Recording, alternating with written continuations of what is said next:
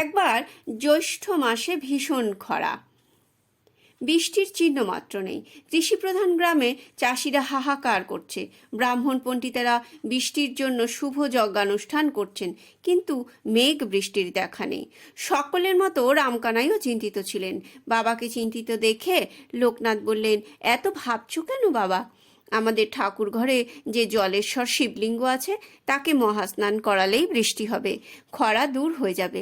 লোকনাথ তখন সঙ্গী সাথী নিয়ে গ্রামের সমস্ত বাড়িতেই খবর পৌঁছে দিতে লাগলেন যে তাদের বাড়ির জলেশ্বর শিবলিঙ্গকে স্নান করালে আকাশ ভেঙে বৃষ্টি নামবে।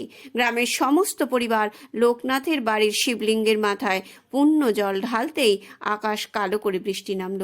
লোকনাথের এই দিব্যবাণীতে গোটা গ্রামের মানুষ মুগ্ধ হয়ে তার নামে ধন্য ধন্য করতে লাগলো। রামকানাই ও কমলা দেবীও তাদের পুত্রের দৈব সত্তার পরিচয় পেয়ে মানসিকভাবে তৃপ্ত হলেন।